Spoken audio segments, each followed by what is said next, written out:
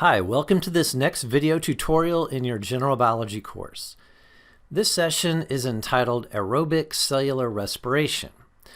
So in some previous videos, we've talked about the importance of energy with regards to cells. And we've even shown, at least generally, how cells take the energy out of glucose and transfer it into a molecule called ATP so that the cells can use ATP as their immediate energy source. In this video session, we want to look at that process in more detail and see just exactly how do cells convert glucose energy into the form of ATP so that it can be utilized. And that process is called aerobic cellular respiration. So let's take a look at our learning objectives. First, we'll need to define what aerobic cellular respiration is and look at the overall process. We'll specifically want to look at an event called the electron transport chain because this is where most of the ATP is actually generated. There's some other steps we'll look at too, but this will be the big payoff step in that process. And then at the end, we'll want to talk about some anaerobic options. Aerobic means with oxygen involved, but cells can also produce energy even without the use of oxygen. So we'll want to talk about anaerobic metabolism, which includes an interesting process called fermentation. All right, so let's go ahead and get started. So we've seen this picture before. I think it's a good image of the whole idea of energy processing and energy harnessing in life. The plants that you see in this picture are autotrophs, able to make their own food. They're harnessing sunlight to make glucose. The plants will then use the glucose that they have produced. But an organism like this animal can come along as a heterotroph and eat the grass and get the glucose indirectly because the animal is a heterotroph and is not able to produce glucose directly. So it's got to get it from an autotroph that has made it. At the cellular level, the organelles involved here are chloroplasts and mitochondria. Chloroplasts are present in the plant and make the glucose. And then mitochondria, which are present in both the plant and the animal, are where the glucose is converted into that ATP energy. We could look at it like this. So you see sunlight is coming into the system and it's being harnessed by chloroplasts, which would be present in plant cells. And the chloroplasts are going to create the glucose using sunlight, CO2, and water. That's a process called photosynthesis, and we'll be talking about that in another video. But then once the glucose has been synthesized, it has to be sent to a mitochondria in the plant, or in the animal if it's eaten the glucose, so that the glucose can be converted into ATP. ATP, remember, is the immediate energy source that drives all the processes in the cell. And whenever you've got energy passed around, the second law of thermodynamics tells us that there's going to be some heat energy lost or dissipated in that process. Interestingly, though, when the glucose is converted into the ATP, the waste products of the mitochondria are carbon dioxide and water, the very starting materials that the chloroplast uses to make glucose in the first place. So there's really a big cycle of life going on here. Energy is coming into the system and it's being harnessed and made into glucose, passed over to the mitochondria to convert it into ATP, and then the waste products can be recycled back to make more glucose. So it's this great grand recycling process going on. But we want to focus right now on the bottom half of that. How does a mitochondria convert glucose energy into ATP? And the mitochondria, which you see here, is going to do that by aerobic cellular respiration. So let's say a little bit about mitochondria. We've talked about them previously in our video on cell structure, but let's remind ourselves of what we said and dig a little deeper in terms of what's going on and what the structural features are. So here's the mitochondria blown up here. You can see a little bit of it under an electron microscope in that figure, and then the rest is that cartoon representation of what you're seeing. And the mitochondria is a double membrane-bound organelle that we find in eukaryotic cells. So again, if you're a eukaryotic cell, if you're a plant, if you're an animal, if you're a fungus, or if you're a protist, you're going to need mitochondria to convert your glucose into ATP. And we're saying it is a double membrane-bound organelle. So there are two membranes, two separate phospholipid bilayers here. Here's the outer membrane, so that's a phospholipid bilayer. And then here is the inner membrane, which is another phospholipid bilayer. Now that inner membrane you can see is kind of folded around, and it creates these little finger-like extensions called cristae. So there are several of those, and the cristae will be important because that is where that electron transport chain is going to be located. It's going to be embedded in the inner membrane in these infoldings that we're calling the cristae. Now if we go to the interior of the mitochondria, then we encounter a region called the matrix. It's kind of like the cytoplasm of the mitochondria, but we call it the matrix. And this is where some of the other important steps in aerobic cellular respiration are going to take place. So we'll encounter those features here in a minute, the matrix, the cristae, and the inner and outer membrane. Now again, the mitochondria is the site of energy metabolism. So what we mean by that is ATP synthesis. The mitochondria is where a eukaryotic cell is going to convert the energy of glucose into ATP molecules, because ATP is the immediate energy source that cells use to drive their cellular tasks. And the process by which ATP is synthesized at the mitochondria is called aerobic cellular respiration. And we have talked about this process a little bit already. So we've summarized it like this, that you've got energy in a glucose molecule, but you can oxidize that glucose using oxygen, breaking it down into CO2 and water.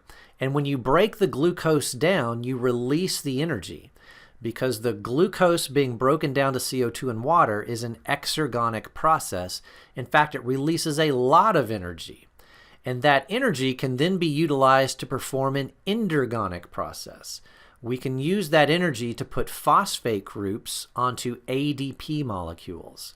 So ADP stands for adenosine diphosphate, and we're going to use the energy to attach a phosphate to each of them so that we'll get 36 adenosine triphosphate molecules.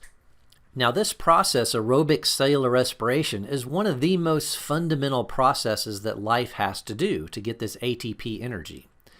When you were in your mother's womb, when you were still in the uterus, her blood supply was giving you glucose and oxygen through the umbilical cord.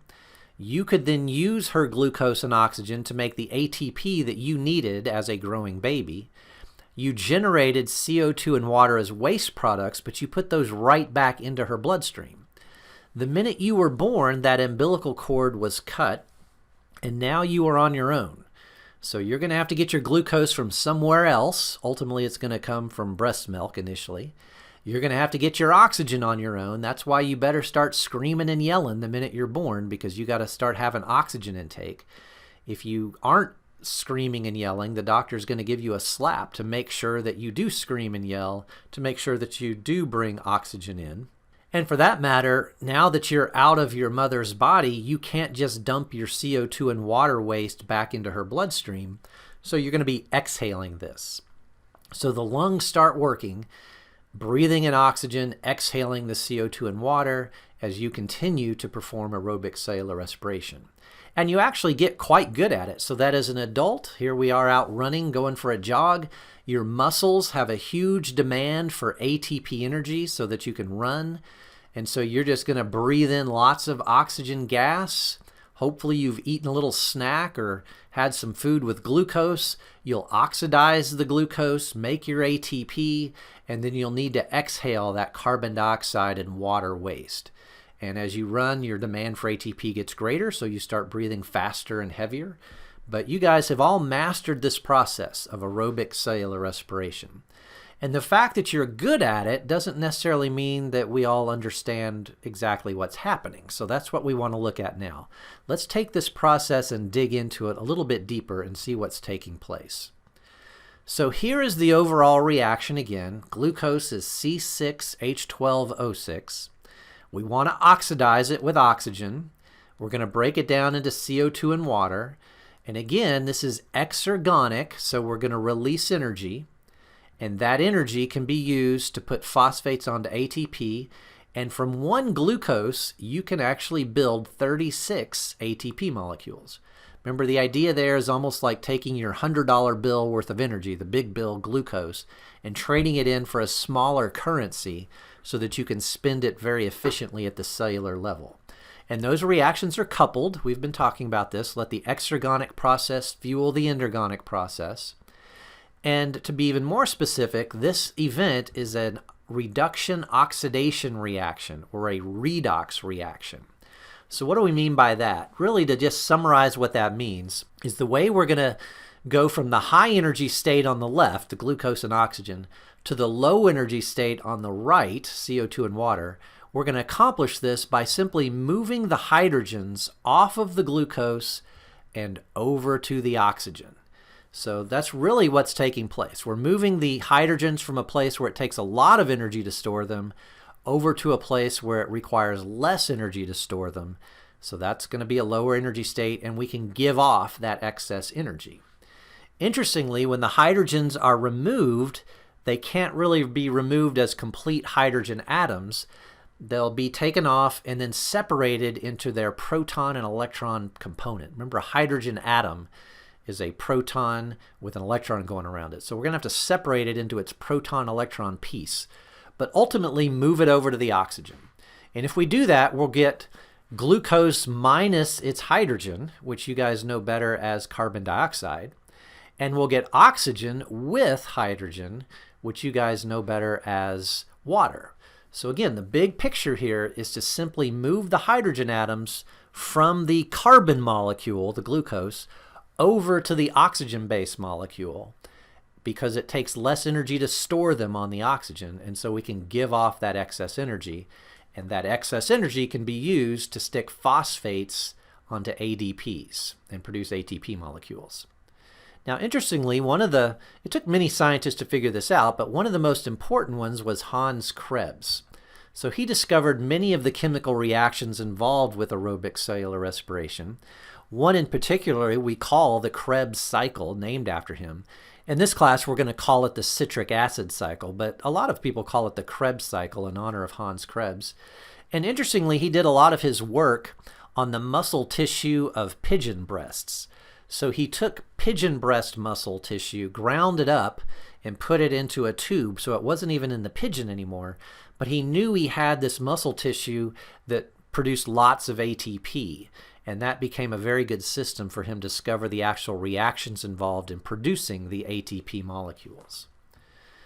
So let's look at the process. So even though we've summarized it as that big overall process, break glucose down to produce ATP, aerobic cellular respiration really occurs in 4 main steps. The first step is called glycolysis, and it doesn't even take place in the mitochondria. Glycolysis, the very first step, takes place in the cytoplasm of the cell, so we don't even need a mitochondria to pull this step off. But glycolysis will be the first step, and then the products of glycolysis will enter the mitochondria, and we will perform what's called a transition reaction.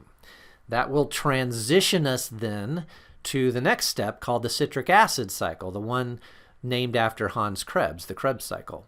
And notice that these 2 events, the transition reaction and the citric acid cycle, they occur in the matrix of the mitochondria. So it's sort of the cytoplasm of the mitochondria. Glycolysis is occurring in the cytoplasm of the cell, so outside of the mitochondria.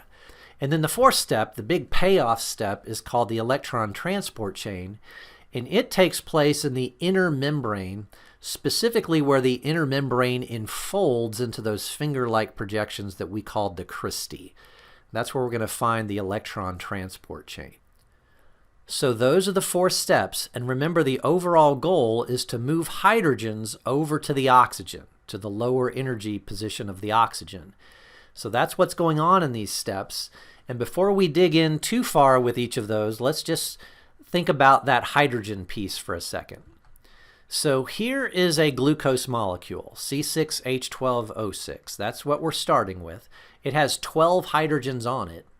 And again, we want to get those hydrogens off and moved over to an oxygen by itself to form the water. So here is a hydrogen atom. So as we remove these, this is what's coming off. And hydrogen, if you recall, is the simplest of all the elements. It's got 1 proton in its nucleus and 1 electron orbiting around it. And as hydrogens are removed, we're going to go further and rip the hydrogen in half so that we separate its proton and its electron.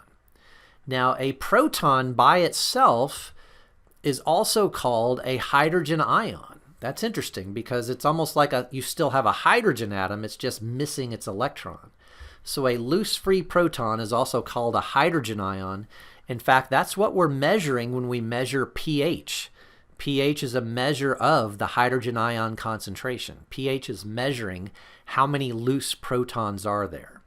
And it is perfectly possible to have loose protons. They can exist on their own and things are just fine, but you can't really have loose electrons. So the electron will immediately be soaked up by an electron sponge called an electron carrier. And a good example of an electron carrier is NAD+. That's one of the electron carriers that's going to be involved. So when a hydrogen is removed, it will be separated into a proton and electron.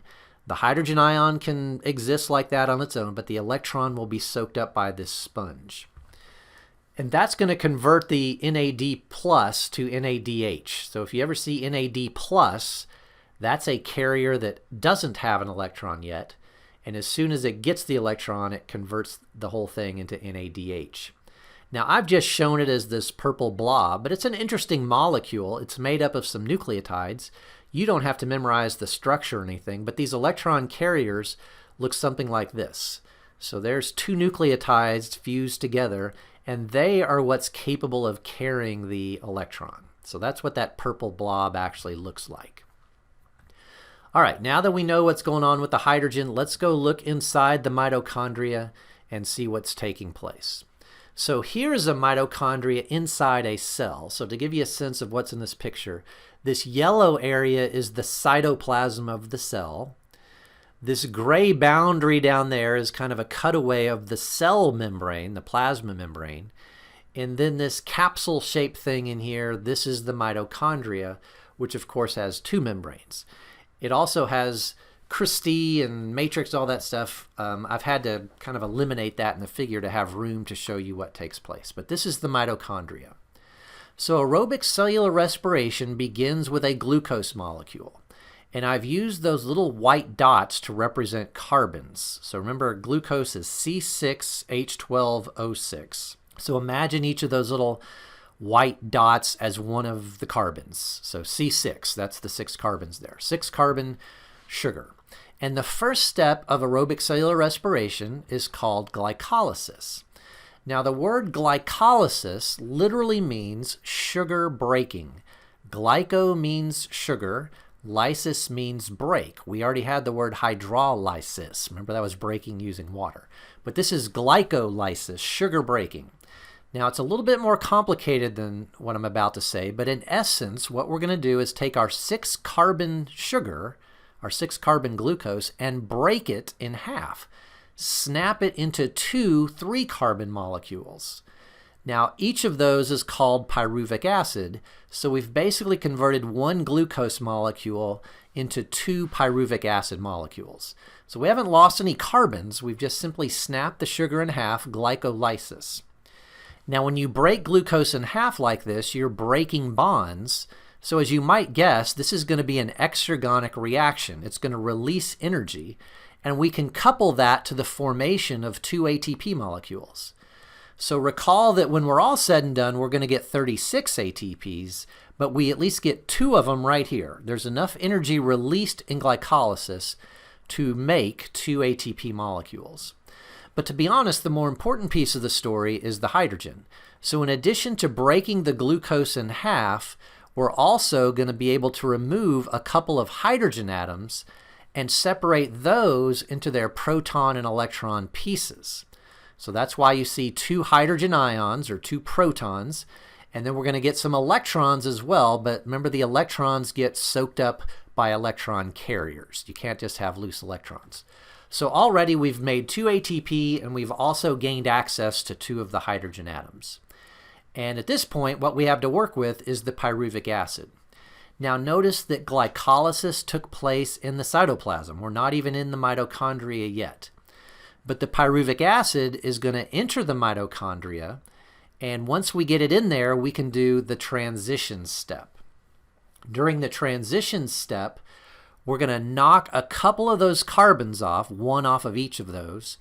And so we're going to release a carbon from each pyruvic acid, and they're going to come off of there as carbon dioxides.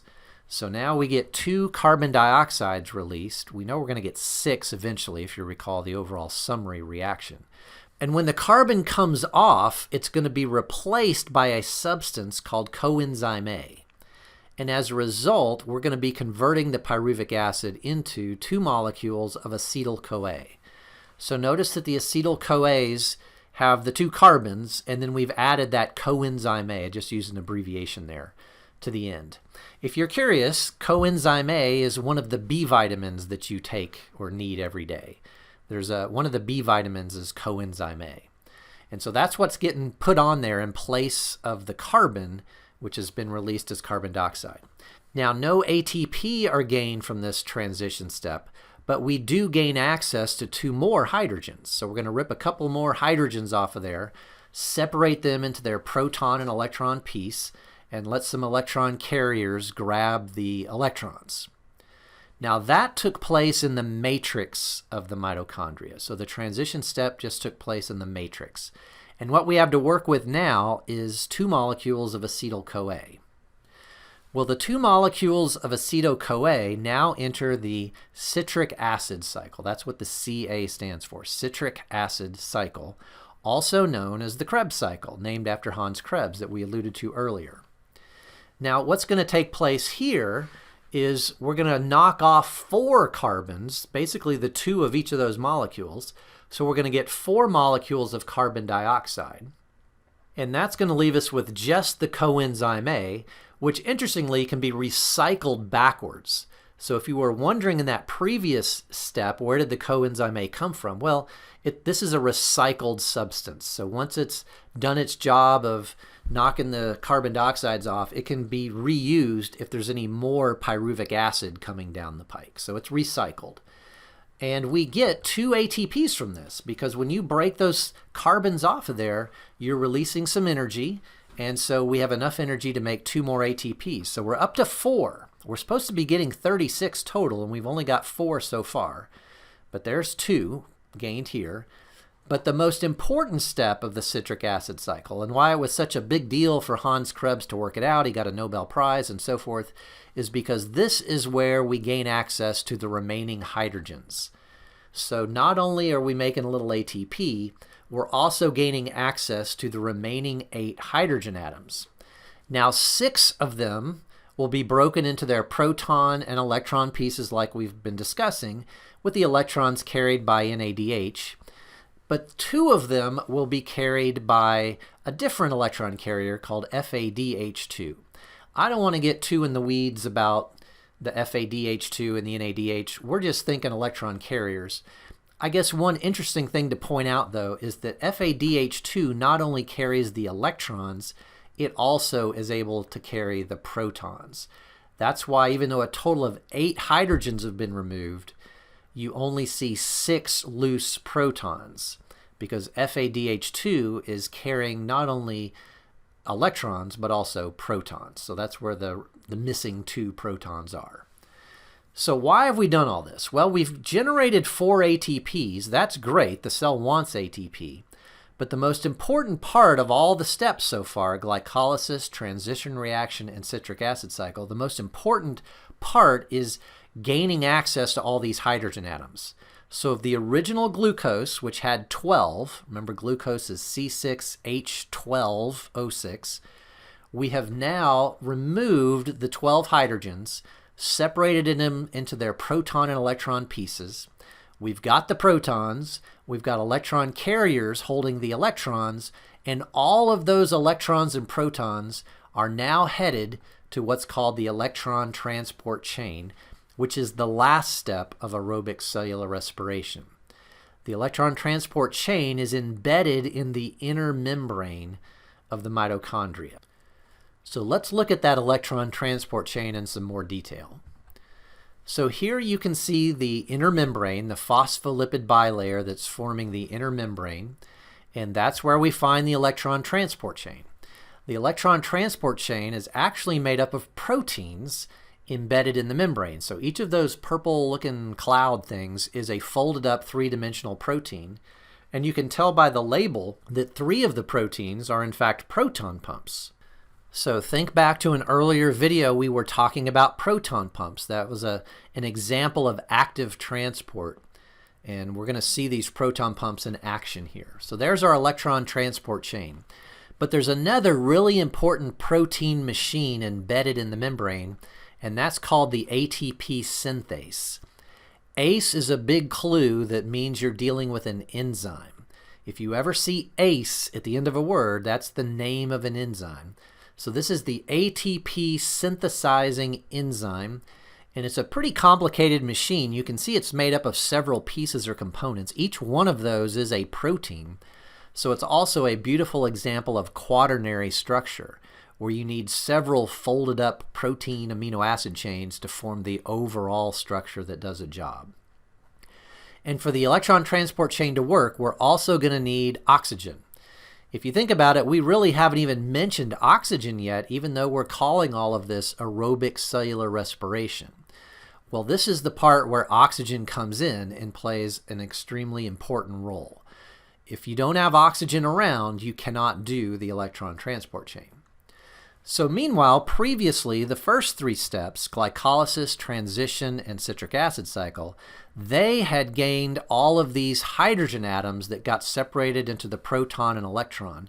And we're now going to bring them all to the electron transport chain. I'm only showing you one of them having been brought here, but we gained a bunch of those during those previous 3 steps. So now we're bringing that to the electron transport chain. And what happens is the electron carrier is going to pass the electron down the chain.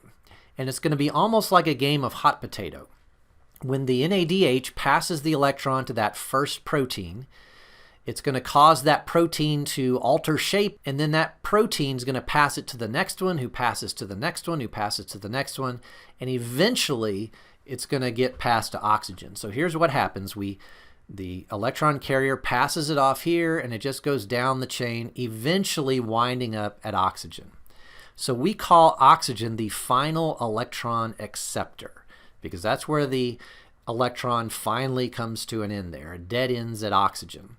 In fact, the whole reason that the electron went down the chain is because oxygen was waiting at the end almost like a vacuum cleaner, sucking it down the chain.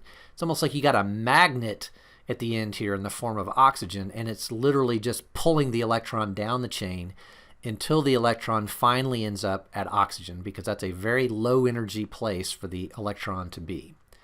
But why are we bothering to pass an electron down the chain in the first place? Well, it's because the electron can serve as a source of energy to fuel the proton pumps. So when that electron is present, and even though it's only present there briefly, while it is on a proton pump, it can make the pump pump. And what proton pumps do is pump protons, also known as hydrogen ions, across the membrane. So again, as the electron was traveling down the chain, it fueled the pump so it could force the proton, or what we could also call a hydrogen ion, across the membrane. So it's starting to get interesting. We have removed a hydrogen from a glucose previously, separated it into its electron and proton pieces, brought them here, and used the electron as a fuel to pump the proton across. And if we do this with all of the hydrogens that we had access to, in other words, all 10 of the NADHs and the 2 FADH2s that all brought electrons with them, we will end up getting a bunch of electrons down the chain and a lot of hydrogen ions pumped across. So we're using the energy of the electrons to fuel the pumps that are now creating a gradient for us. Now again, recall some earlier videos. We said active transport can be used to create gradients. And gradients, if you recall, can store energy, kind of like a battery.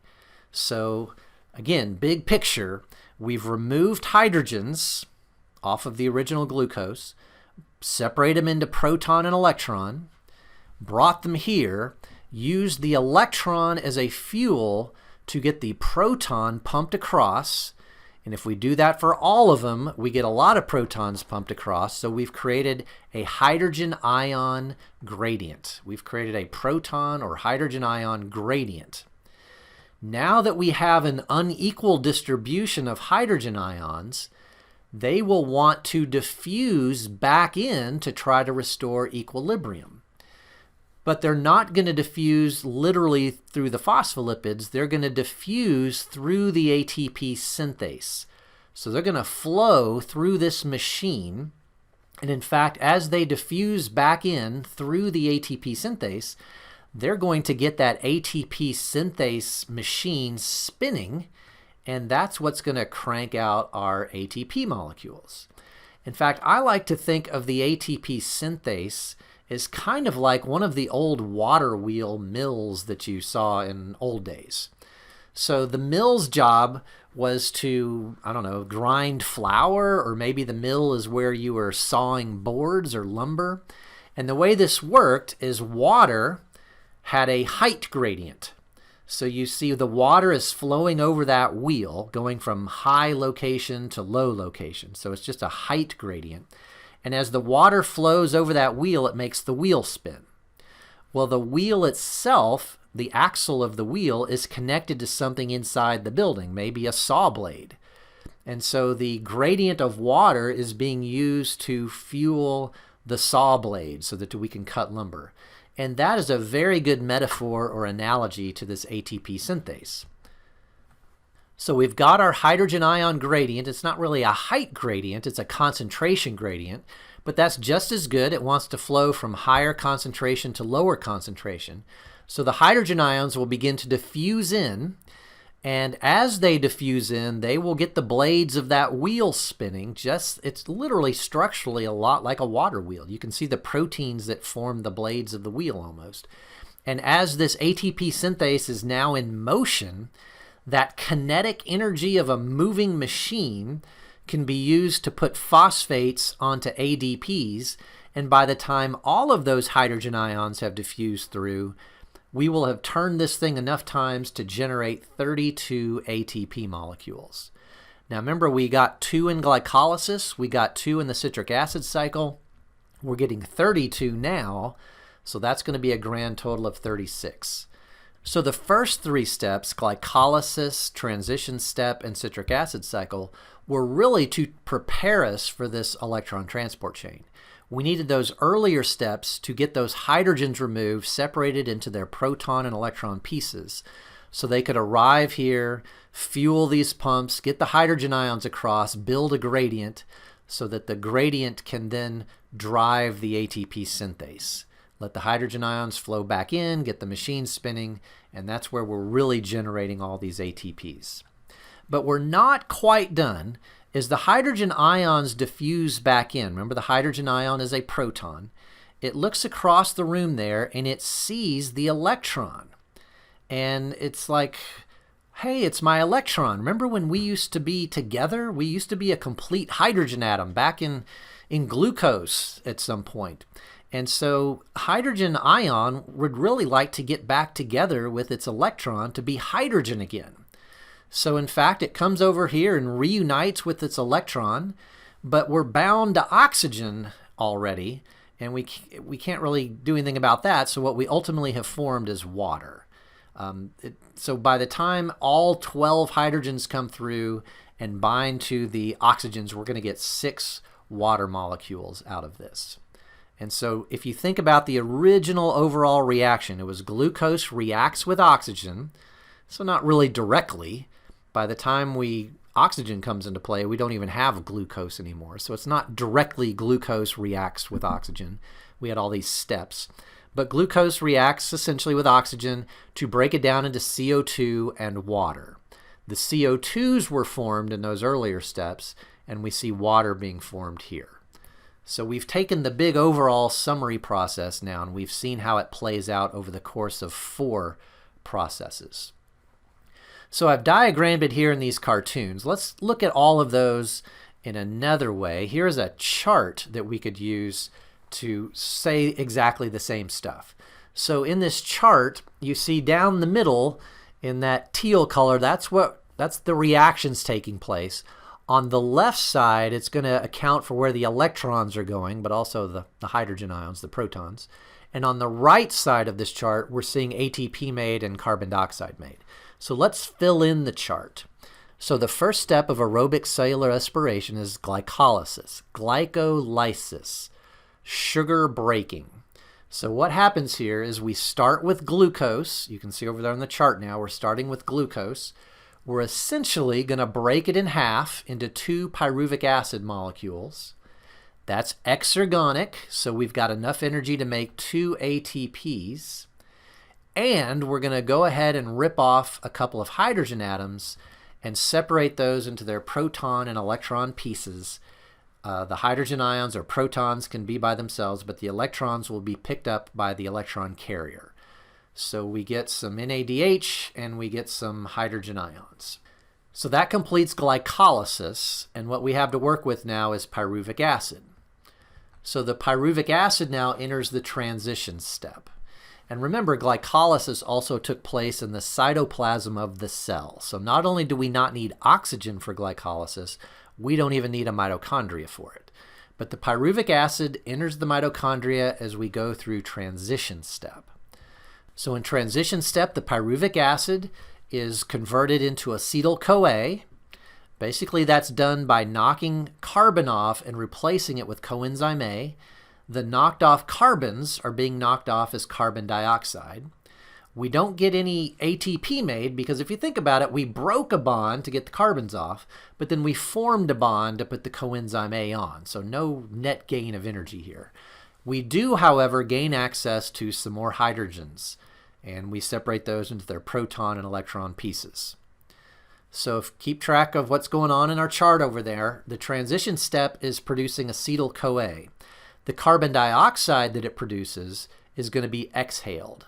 So that those 2 CO2s are ultimately going to be released, and if we're talking about you as a human being, not only is it released from your cell, it will then travel via your bloodstream to your lungs where you will exhale it out. So you'll get rid of the CO2 that way. Meanwhile, though, still back in the mitochondria, this acetyl-CoA can now enter the citric acid cycle. So the citric acid cycle, also called the Krebs cycle, starts with acetyl-CoA, and we're basically going to knock the remaining carbons off and recycle the coenzyme A backwards to transition step. So if we break all that apart, we're going to get 4 carbon dioxides. Once again, the carbon dioxides will be exhaled eventually. You're going to, if you don't believe me, just breathe out right now. Just exhale. That's carbon dioxide that you're releasing that was generated from the transition step in the citric acid cycle. Now, if you look on the chart, you'll see that we are now up to a total of 6 carbon dioxides, which we knew is what we would get. The original glucose had 6 carbons in it, and so we're going to end up releasing them as 6 carbon dioxides. But this is also an energy step here. So the citric acid cycle is going to give us enough energy to create 2 more ATPs. So we're up to 4 total now with those. But the big payoff of the citric acid cycle is gaining access to 8 more hydrogen atoms. Now 6 of those will be broken down into their proton and electron pieces just like we had seen in previous steps. But remember, FADH2 is able to essentially carry the entire hydrogen. It can carry the electron and the proton simultaneously. That's why you don't see plus 2H plus next to it. But we've now gained access to all 12 hydrogens, 2 of them in glycolysis, 2 more in transition step, and the remaining 8 here in the citric acid cycle. And they are now going to head to the electron transport chain. So there they are. All 12 protons and electrons can be carried to the electron transport chain, located in the inner membrane of the mitochondria. So let's look at the electron transport chain. This is that big payoff step. So the electron carriers arrive, they pass their electrons down the chain, but as the electrons are traveling down the chain, they're fueling those proton pumps that force the hydrogen ions across.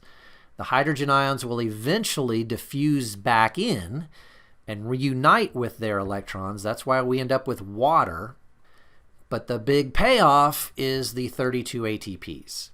So we made 2 ATPs in glycolysis, 2 ATPs in citric acid cycle, 32 in electron transport chain, giving us our grand total of 36. Now, as far as detail goes, your book, if you're relying on the book, is going to go into a lot more detail than I have gone into in this discussion here, and that's partially why I wanted to show you that animated process a few slides back, and then also this summary chart here, because I think this chart and the animation I gave you a few moments ago is the level of detail that I would want you to know. Scientists actually know this in much more gory detail. There's all these intermediate steps, and we could really get down in the weeds in all this stuff. And for better or for worse, some biology courses at colleges around the country kind of pride themselves on having students learn gory details. I have found that if we get into the weeds like that, the students actually miss the entire big picture. They just get obsessed with memorizing a bunch of strange organic chemistry names, and they've totally lost focus of the idea of we're really just moving hydrogen from the glucose over to the oxygen because it's a lower energy state. And to do that, we have to pull the hydrogens off, separate them into proton and electron pieces, and that's what we use to drive the electron transport chain there at the end. So I want us to see some of these bigger concepts and not get bogged down in just memorization of a bunch of crazy stuff. So the animation that I've kind of played out for you in this chart, really that's the level of detail that I would want you to know these things. Now, one thing that's interesting is some bacteria can do the electron transport chain even if they don't have oxygen, because on the periodic table, there's an element that sits right under oxygen. It's called sulfur. And sulfur is also very electronegative. It has properties very similar to oxygen. And so there are some bacteria that can use sulfur to do aerobic cellular respiration. They're simply using sulfur as the final electron acceptor. So they still do glycolysis, they do transition, they do citric acid cycle, and then at the end of the electron transport chain, sulfur is sitting there waiting to soak up the electrons. Now, if you use sulfur instead of oxygen, then you don't produce H2O, water, you produce H2S, which is hydrogen sulfide. And hydrogen sulfide smells like rotten eggs. And that's why you smell a rotten egg smell in a lot of swamps and bogs. Oxygen in the air does not penetrate down into that muck. So the bacteria living down in that swampy, muddy stuff do not really have access to the oxygen, but they do have access to sulfur. So they'll just use sulfur, but then that generates the hydrogen sulfide gas, and so we get that swampy, rotten egg type smell. Now, interestingly, you also have bacteria living in you that are capable of using sulfur. Now, they would rather use oxygen, so if oxygen's around, that's what they're going to use. But if there is no oxygen around, they can use sulfur as well. And a lot of those bacteria are living in your colon. So I don't know how you feel right now as you're sitting there watching this video. Some days your colon is very oxygenated, very aerobic down there, and the bacteria living there are using oxygen as their final electron acceptor. But some days your colon's a little more stuffy, and there may not be a lot of oxygen in there, and so they'll say, that's fine, we'll use sulfur.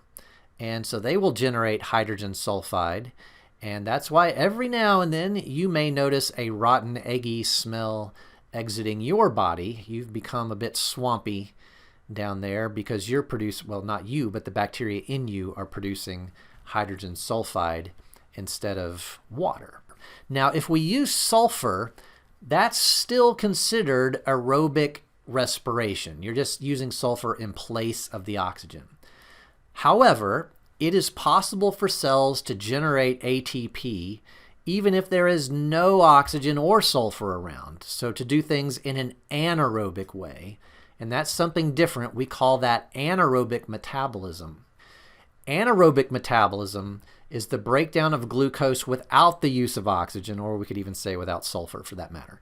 So breaking down of glucose without the use of oxygen, the goal is still to get ATP. That's the whole point of breaking glucose down, is to get ATP. So when would cells do this? Well, first of all, this is how life began. Life began in anaerobic conditions. When life first started on this planet about 3.6 billion years ago, there was no oxygen in the atmosphere. In fact, there wasn't for quite a while. So life had no choice but to do things anaerobically. So this is really the very first process of converting glucose into ATP that evolved right from the beginning. And to this day, every cell on the planet can convert glucose into ATP anaerobically. It's nowhere near as efficient, but all life can still do it because that's essentially how life got started. So aerobic respiration is not going to evolve until later. We're going to have to get oxygen in the atmosphere first. In fact, that will happen as a result of photosynthesis. So it's going to be a while before life even evolves the ability to use oxygen. So life began doing things anaerobically, and to this day it can do things anaerobically. But let's look and see how it does this. So let's think about that process for a second here. I've got some glucose, and if I've got a mitochondria and I've got some oxygen, we can do things aerobically and get our 36 ATP and everything's good. But there are situations where maybe there is not enough oxygen available. Maybe you're running a marathon and you're about 10 miles in, and suddenly your cell's demand for ATP is so high, you can't bring oxygen in at a fast enough rate to fuel this aerobic process. So maybe there's just no oxygen available, or maybe we're talking about a cell that doesn't even have a mitochondria for that matter. Either way, we have an option. It's called anaerobic metabolism, converting glucose into ATP without the use of oxygen. And interestingly, anaerobic metabolism begins with glycolysis. If you recall, glycolysis doesn't need a mitochondria. It takes place in the cytoplasm. And glycolysis doesn't even need oxygen, we said. So we can do this either way, and glycolysis, breaking the sugar, we're going to snap it in half into 2 pyruvic acid molecules, just like we talked about a few moments ago. Recall that it's exergonic, so we can go ahead and get 2 ATPs made. But recall the other piece of this was ripping off hydrogens and separating them into their proton and electron pieces. The electrons get carried by the electron carrier. So we can do glycolysis. But to be honest, that's all we can do. If you don't have oxygen, you don't get to go to the next step. You don't do transition step. You don't do citric acid cycle. You don't do electron transport chain. So essentially, under anaerobic conditions, this is it. We're done. We have just traded in our big high-energy glucose for a lousy 2 ATP molecules. We're not getting 36, we're only getting 2. So this process is terribly inefficient. But this is how life got started. The very first life on this planet basically was turning glucose into 2 ATPs. That's why it was such a big deal later when life figured out how to do things aerobically and get a lot more ATP per glucose, got way more efficient. In fact, 2 ATPs probably isn't going to be enough. Again, if you're running that marathon, your cells are going to be demanding ATP. We need more, we need more. And your body's saying, I understand, but we can't get oxygen delivered fast enough. There's no way to breathe that fast. Well, the cell says, we need more ATP. Well, the only option is to just do anaerobic metabolism again.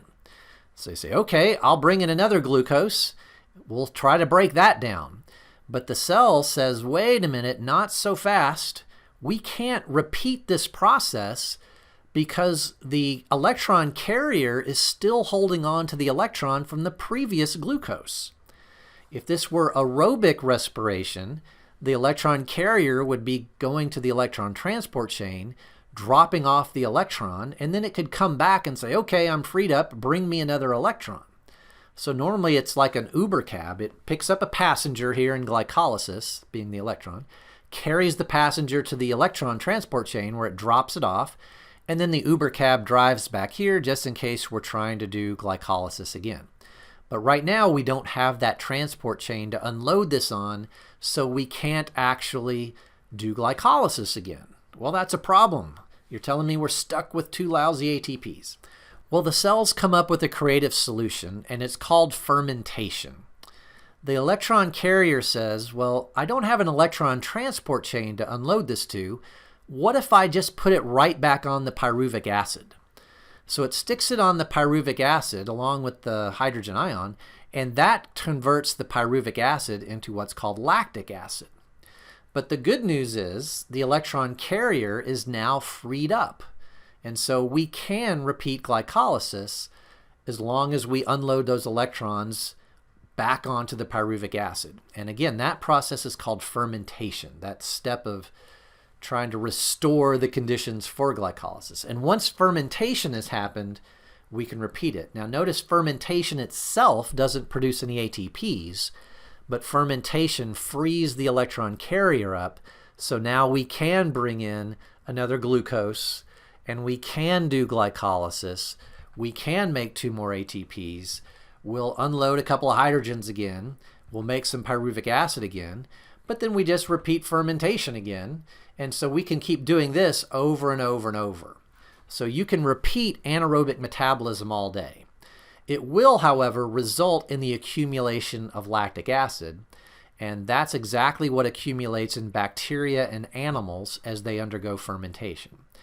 And unfortunately, lactic acid is a toxin, so whether you're a bacteria or an animal, you're going to have to do something with it. You're going to have to metabolize it or convert it into something or excrete it. Somehow you're going to have to get rid of the lactic acid because it is a toxin. Now that's what bacteria and animals do. Interestingly, fungi do not produce lactic acid. They take the 3-carbon thing and kind of separate it one more into a 2-carbon thing and a 1-carbon thing. The 2-carbon substance is called ethanol, which you guys would know better as alcohol, consumable, drinkable alcohol, and carbon dioxide. And so that's what fungi produce. So their waste products are not lactic acid. They're making ethanol and CO2. And that's why fungi, yeast cells specifically, are so important to us. If you recall from some earlier videos, we had mentioned an organism called Saccharomyces cerevisiae. That's the scientific name of what you know better as baker's yeast or maybe brewer's yeast.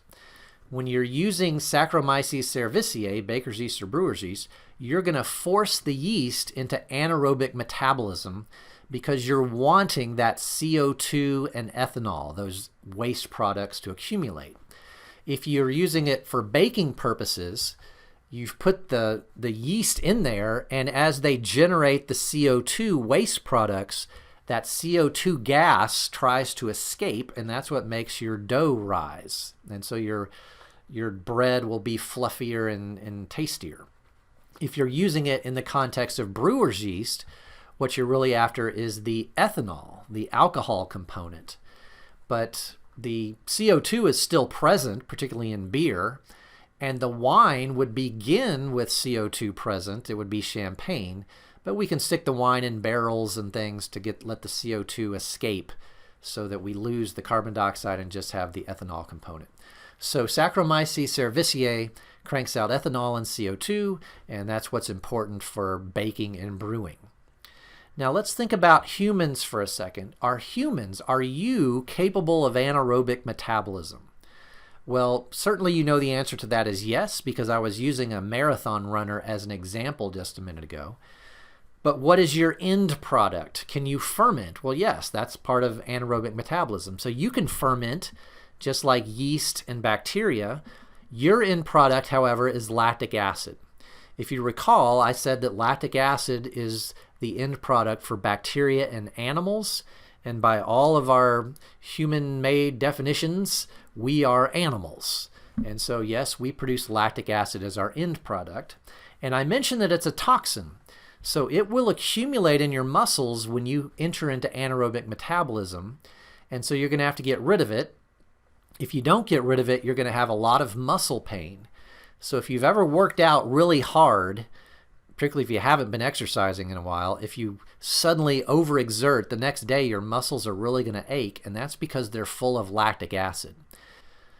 So that's anaerobic metabolism. That brings us to the end of this video. It was titled Aerobic Cellular Respiration, but we at least talked about anaerobic there at the end.